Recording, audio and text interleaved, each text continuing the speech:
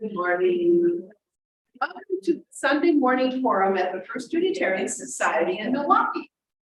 Before we begin this morning, I'd like to remind you that next Sunday, December 18th, our speaker will be Congresswoman Gwen Moore, and she's going to give us updates. So we'll see what that will be. And just a quick reminder that we are in an optional masking wearing program here. And it's up to you, to your individual comfort level. And we're also honoring any individual COVID safety needs if they're present. So you can let people know. And now I welcome today's host, Joanne Bachar, and she'll introduce today's speaker. Good morning. You heard I'm Joanne, and I'm here to welcome Natalie Wickman from the guest house. I became familiar with the guest house through the church here and have been involved in providing food and at times serving. Actually, I'll be serving next Saturday night. But I was surprised to find out that they actually are involved with a lot of other ways of helping people. And Natalie will be able to tell us about those. Natalie is the development coordinator with the Guest House of Milwaukee. After graduating from Marquette University, she worked as a news reporter for the Milwaukee Journal Sentinel Community Now papers, and eventually transitioned into nonprofits. She previously also worked for the Society for Immunotherapy of Cancer and has lived in Milwaukee for 10 years. Natalie states that the guest house works every day toward their mission of ending homelessness by providing shelter, housing, education, and other services to transform our clients' lives with dignity and purpose. I will now turn this over to Natalie. Thank you so much. Hello, everyone. Hi, it's great to see you all. It's going to be a little bit, I'm just sort of reading off my laptop, so that's why I'm going to put that here if you guys don't mind. And but yeah, thank you guys so much for having the guest house. So my name is Natalie. I've been with the guest house for 6 months now. So I'm going to do my best to sort of tell you guys all that I know, to do a general overview of the agency and volunteering opportunities. I am still learning a lot, as you can imagine, but doing my best to teach other people as well. And so, is this better? Okay. Cool. I didn't even notice the microphone there. So yeah, we are gonna talk a little bit about what the guest house does.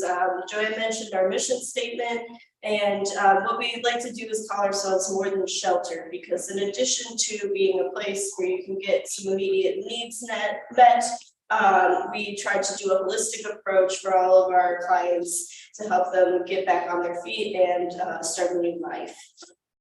So I'm going to, so the Milwaukee Guest House has celebrated its 40th anniversary this year. We started back in 1982, and we provide shelter, housing, education, and services to Milwaukee's homeless, like we mentioned, to transform their lives with dignity and purpose. So we have a bunch of different programs. We have an emergency shelter, veterans program, recovery housing. We have a counseling clinic, and interim and permanent supported housing, and comprehensive community services. So I'll kind of go over what all of that means. And but as a whole, we have our shelter located at 1216 North 13th Street in Milwaukee, so a few blocks behind Marquette. We have the original church building where the guest house started. It's a old Cream City brick building. And then in 2016, we got an addition added on to provide more office space for all of the employees and room for our counseling services. So that's kind of all in our location there. We also across the street have a community garden, which is really cool. It's in partnership with Cream City Gardens, and we have a garden tech that works with us a little less now in the winter months, but it's an opportunity for anyone to come and pick fresh produce. And it's also a volunteer opportunity in the spring and summer. People really like to volunteer in the garden. So Guest House is an all-male shelter. It is the largest publicly funded low barrier entry provider of emergency shelter services for unaccompanied men experiencing homelessness. And so we have a bunch of different departments within our shelter. And if you guys are ever interested in doing a tour of Guest House, we could do a very in-person tour where you really get to go through and see all the offices, but I can do a little overview of our departments. We have residential services, which is sort of the first and last point of contact for everyone coming into shelter. They are our front office, but they also do a lot of other things. They hand out sandwich donations to the community at large. They manage medications for our men and just generally do anything and everything. It's kind of very busy. You never know what could happen there. They do administrative things and deal with critical incidences or emergencies. So they're trained in a lot of different areas like crisis de-escalation and mental health. So they're a very important area, and we let's see here. Have a few different programs within the Guest House. So we have emergency shelter in our veterans program.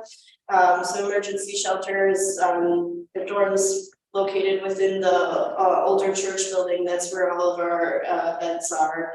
And so the newer area has the offices, like I mentioned. And we have a tiny part of that, which is reserved specifically for veterans. So they have their own dormitory area. And so probably the main department at Guest House is case management. That is the big thing that we do. And we have a few different types of it. We have internal case management, which provides intensive case management support for Guest House clients with a history of homelessness. So they use a client-centered and collaborative case management model to deliver services. So case managers have a specific degree and they're trained in social services to take they're assigned to each shelter client to work with them and figure out what they need, get them help with services and figure out whether it's mental health, education, job, get all their things back together so they can move on from the shelter. And so recovery housing is another one of our programs. It is a structured program for up to 22 men who reside in a shared dorm and attend daily program. So this is designed to help clients learn skills they need to live independently and to be successful in their recovery by addressing addiction, mental health, physical health, and other concerns like that. This is, let's see here.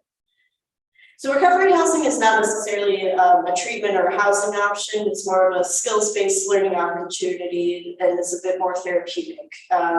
So that's a little bit of an adjacent thing to the traditional housing services that we provide. Let's see here. So as I mentioned before, we have a counseling clinic at Guest House. They are an outpatient mental health and substance abuse clinic. They provide individual and group therapy. And that's a newer addition to the Guest House and has been pretty cool to see how that has affected our programming.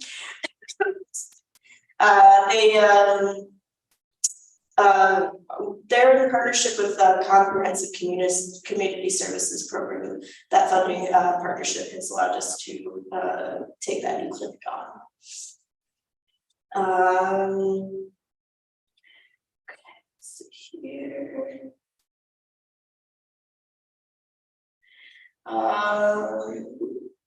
Okay, so we have what we call interim housing in addition to the shelter housing. So Guest House is the shelter, but we also have a lot of outside programs and various affordable housing units and things that we work with and oversee to help men get out of shelter and sort of start new and rebuild their lives. So we have the Prairie Apartments and the Caption Apartments.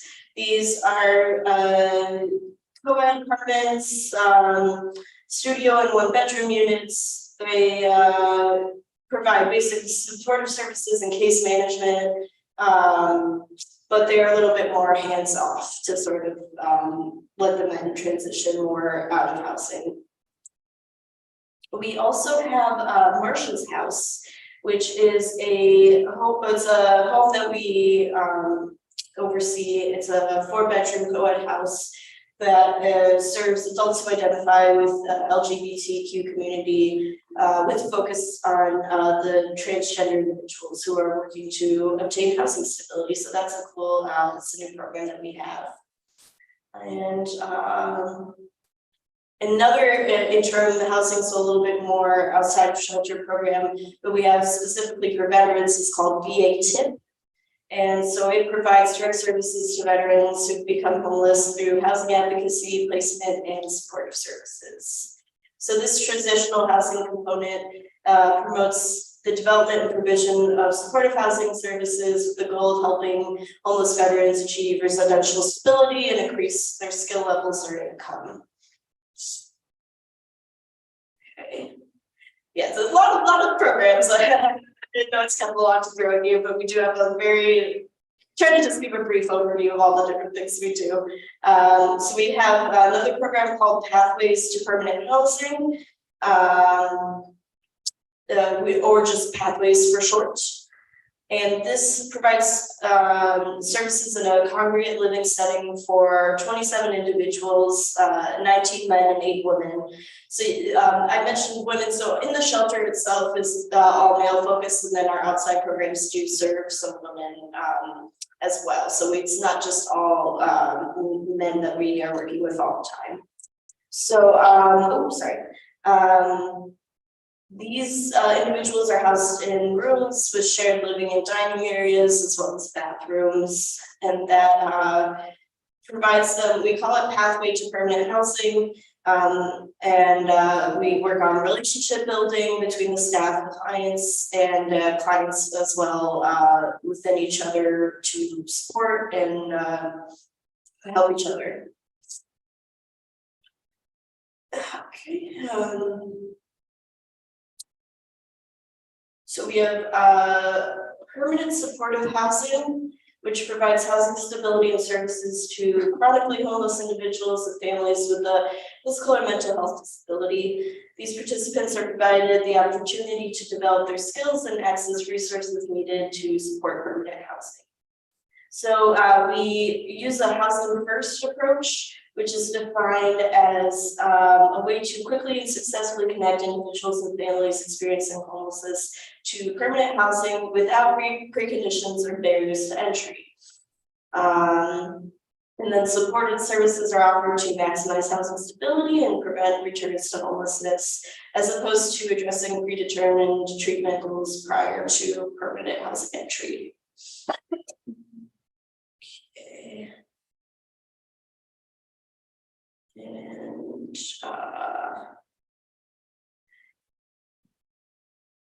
I'm going to skip a little bit down here in the PowerPoint and talk a little bit more now about getting a little bit away from our programs now, talk a little bit more about our volunteer opportunities that we have. So I believe that Joey mentioned our meal program, which is often the one that people know about the most, but we also have many other opportunities.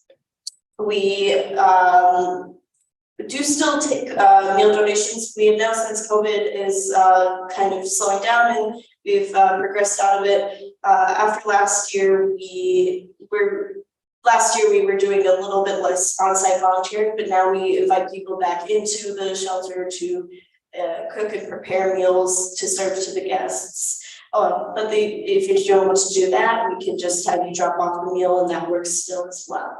So our volunteer opportunities are definitely opening up a lot more coming out of COVID. And so meals are still a big one. Every night we do a big dinner like to have really hearty meals donated, because that's often the main meal that the men focus on getting every day. And then other programs that we have are sandwich making. You can volunteer to donate a batch of sandwiches, and these we hand out to the men in shelter and also people in the community who are just passing through and need something to eat. Snacks or other things like that can be donated as well to accompany the sandwiches. And then we do other types of volunteering, like donation drives, or simply, I don't know if any of you guys know Amazon wish lists, but that's a pretty easy way to do a donation where you can find the link to our wish list and purchase a few items that will be sent directly to the guest house. So just you clicking a few buttons and we get the donations, pretty easy way to do that. But also if you want to do a bit more of a traditional donation drive and work to get a large amount of a certain thing, we can do that as well. And then we have the garden, like I mentioned, in the gardening months. This is a very popular volunteer opportunity. We get a lot of big groups to come and work in our garden, weeding, planting, picking, all the things. A lot of people, I'd say that's probably our most popular volunteer activity. And in addition to that, we also have just general around the shelter tasks that you could help with. I currently manage a very large we call it our donation center. It's a very large stock area of donations that needs a lot of organizing and maintenance and cleaning. And so just general around the shelter tasks, we will take help from volunteers to work with that as well. So we're always looking, we always have some sort of volunteer opportunity. We get a lot of donations, generally more than most nonprofits do. And so we all have to go through our donations and sort them and make sure we are only taking the stuff that we want to keep and use. And yes. What kind of donations are most helpful? Oh, yes. When you're talking about donations. Right, yeah. We get a lot of clothes which are helpful. I can let you know if we have a certain amount of a certain type of clothing item in a large quantity and we don't need any more of that specific thing. Currently, right now, toiletry items are very helpful, and those are kind of all listed on our Amazon wish list. But if it's secondhand items, it's typically clothes that get donated. We take some housewares as well, sheets or towels. We don't take furniture necessarily. We don't always have room for that unless it's pre-approved. There might be occasional times, mattresses and things like that we typically don't do. But shoes also are pretty helpful for secondhand donations. So those are usually what we take in the winter months, hats and gloves, of course, and scarves as well. So, but toiletries are definitely something, body wash in particular is something we go through a lot and is always at the top of our wish list. You will see, I can send you guys afterwards an email with sort of the links to everything I'm speaking about now. And can you say something about your budget? Where does the money come from? And also your connection with the Market University. Great. So we are publicly funded. We do receive monetary donations and grants and things like that, but we're also publicly funded from the county, city government, and things like that. So we have those funds, but in addition, we also do fundraising.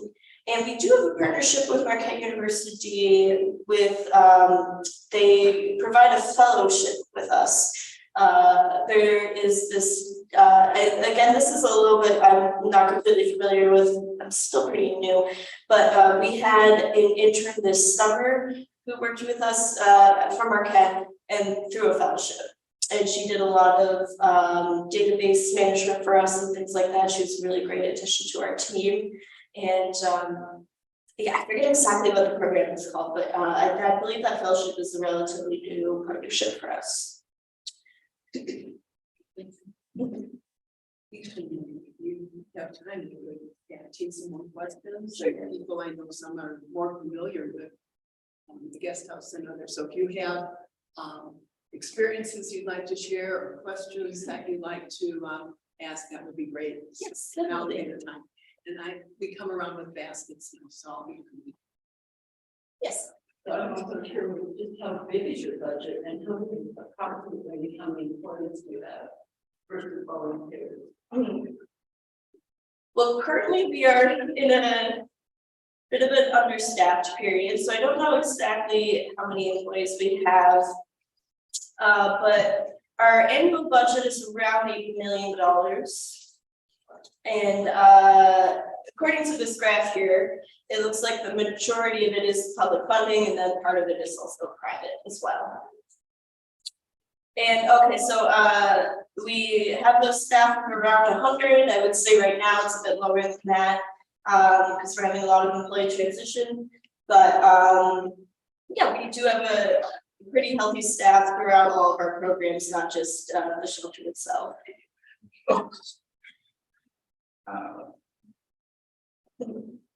So the advertising for this forum talked about this as community ministry. I'm wondering, does that apply to you as an individual, or is it really talking about the work of the guest house being a ministry? And if so, how? Is it affiliated with a particular church or denomination, or how is it really a ministry? We actually, when Guest House first started, it did start as a religious organization, and it was briefly that way 40 years ago, but now it is a not religiously affiliated organization. It was affiliated with Freedoms for a while. I think so, yeah. I was looking back and doing a little bit of going through some archives for the 40th anniversary, but yes, now it is not religiously affiliated. Yeah, but self-consciously, the board and staff see this as a ministry. Is that correct? I didn't necessarily pick the title of today's talk. I think the ministry was maybe Unitarian in reference. I think that was from the website, and that's what we tried to use, and I think it's very true that that people working there and volunteering there are doing a personal ministry, and that may be their founding, and so they didn't change it. So so ministry can be a lay ministry too, with people helping each other. So I think that's why they kept that. Oh, got it. Yeah, sorry about that. Oh, that's fine. That's fine. But we do definitely partner with a lot of religious organizations, and we very much work to maintain those partnerships and very much value those partnerships. But yes, and I think personally, a lot of people at Guest House are, driven to do this work, which is not always easy work, driven from somewhere to do it, for sure. Yes. I was just curious how, like in terms of beds, how you fit into the other programs like Sojourner and all those that are out there, like what percentage of all the homeless beds is guest house? Is it the biggest? Is it the biggest for men? And I just was curious, but I know there's a bunch of them out there in both sections. Right, yeah, we don't necessarily work with Sojourner, which is more female based. Sometimes I'll refer people there if we can't, if they're donating women's items or things like that. But I know we have 86 beds in shelter, and sometimes it's full, sometimes it's not, kind of fluctuates. I'm not completely sure though about the whole picture.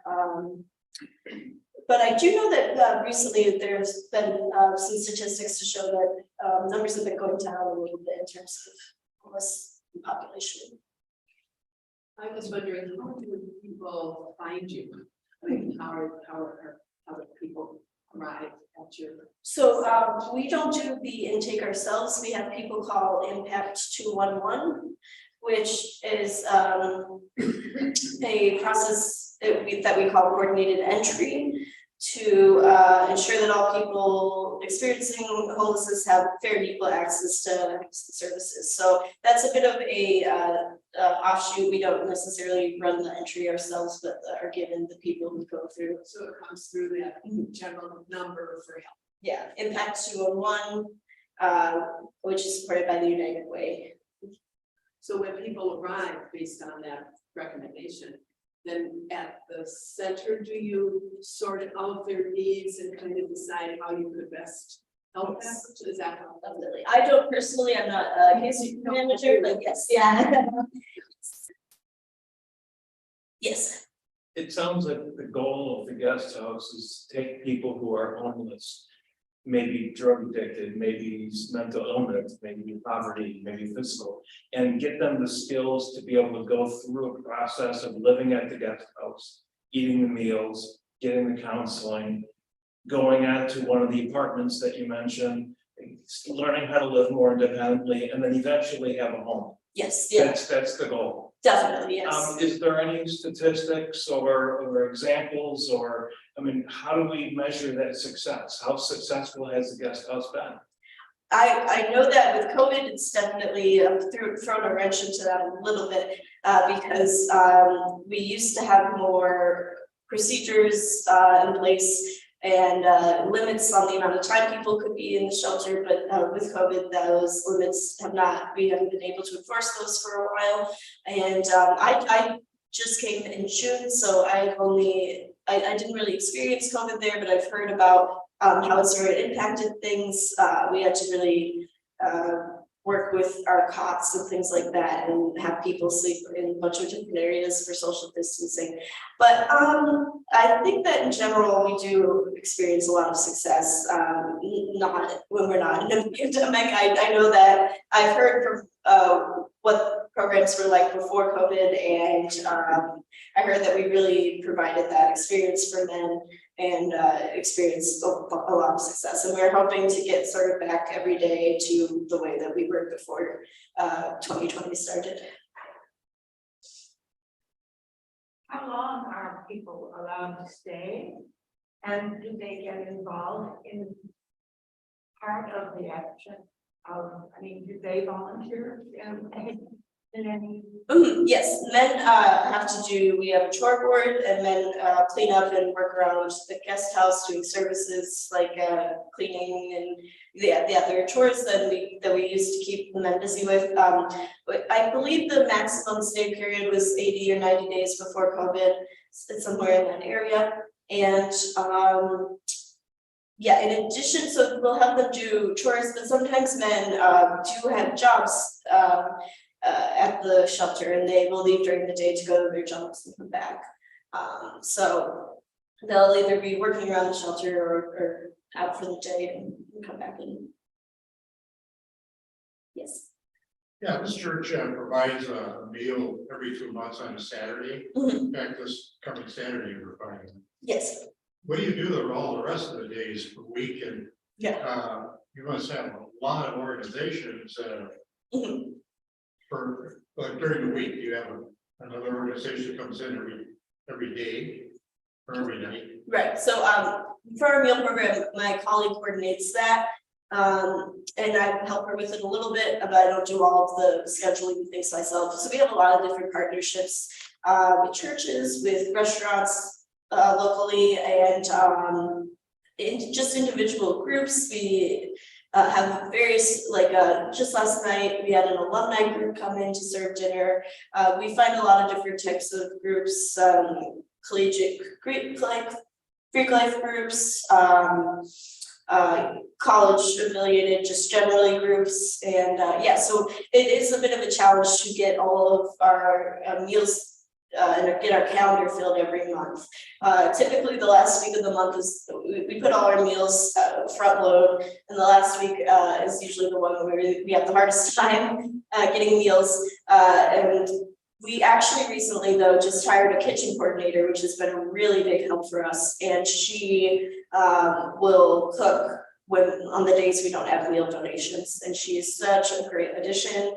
She works great with the men and is a great chef. So we do have some food, like just in frozen storage that we can cook on the days we don't have meal donations. She's really good at putting that together. Also, we use our leftovers. If we have a lot of leftovers from a certain donation, we'll use those again. So it is a lot of work, and we've built up a lot of partnerships over the years to get the meal donations because it is like an everyday thing we have to be prepared for. And are your housing efforts, partnerships also? I was really impressed with the description of work you've done there. I didn't know that was part of what you do with guest house. So do you work with private developers for those apartment houses? And are they surrounding the guest house facility, or are they scattered throughout Milwaukee? Or? Scattered throughout, yeah.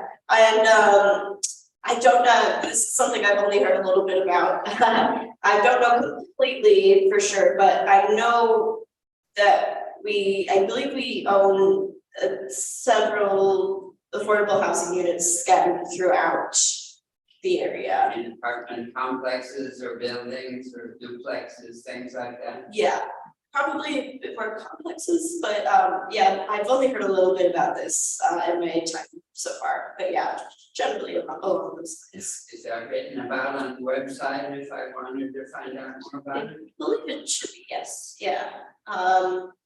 Yeah, really so. So you own some, but also work with landlords in other cases, maybe? I think so, yeah. I know, but I'm actually not really sure. I think we might just own all of the ones that we have. I'm not really sure about that. Gosh, that's significant. Yeah, I'd like to know your real estate. Significant investments, significant personnel. I could be a little more, I've only been here for 6 months, and so I'm still trying to figure everything out myself. Some of you might be more familiar with it, having experience working there. Do you know any more about the housing? Or? I don't know anything about the guest house at all. Okay. But I did do quite a bit of research on their tax forms. I also had questions about their yearly expenditures. You know, do they have a corpus of money that they can play with? You know, what do their directors earn in salary? And I did quite a bit of research, and I could not find anything about those housing apartments on the website. And the research that I did, I don't know who owns the apartments. I don't know if the landlords may get tax credits for housing indigent I'm people. sure they're a separate corporation. Yeah, I did. Protect the liability of the shelter, so they may not be required to list it on the. I got no indication that they were owned by the guest house. So I may be. But there was really little information on the website on that particular topic, and I was very interested in it. Yeah, I'm really sorry if I at any point not completely correct. I really just doing my best here. I have been working for 6 months, and for the majority of that time without a boss, and I'm really just trying to hold down my end of things. Yeah. Natalie, can I tell what to me was a funny story? I volunteered there to in the evening when they had out trees and that, and I got there early, so they wasn't I think for me to do is just hanging out in the yard with the men. And I at that time I just had a warehouse job, so I was dressed very informally. So sitting, and at the end, they got very upset that I wasn't one of them, because I had done a volunteer. That's another thing, that's why. I don't care what they said.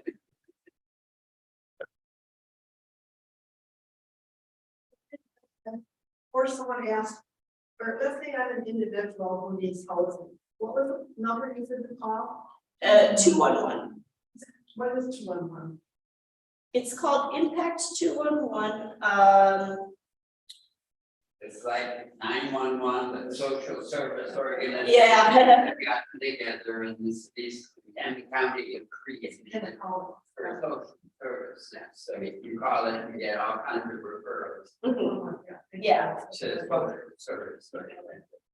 Natalie, can you say something about, the access to phones? Do people living like that have access to phones? yes, I don't know if, it's not phones that we provide for them, but I have seen them with cell phones. So you don't know where they get them or how they get them? I think they're just, their personal property before they enter the post office. I think there may be a, I don't know if it's Medicaid, but it is possible to get very simple. Yeah, we have heard of some programs like that, yeah, if you're on H18, years ago, it's. Some of those have, you've got to be, I had to look it up when I was being told that the government was being way too, generous by providing these phones so that people can play video games. Oh, Turns out it's like not that, and it started way back when Bush was president. If not before, he was blaming it on Obama anyway. I don't know. I'm sure that they will hang around for a little bit afterwards. Yeah. And I think people are, we have a service at 11 o'clock. Oh, yes, So okay. we may have people who want to go to the service. So if you can hang out here Definitely. and we can ask you questions or talk a little more about getting involved, and thank you so much. Yes, we really appreciate you having us here. Thank you again for coordinating this. You may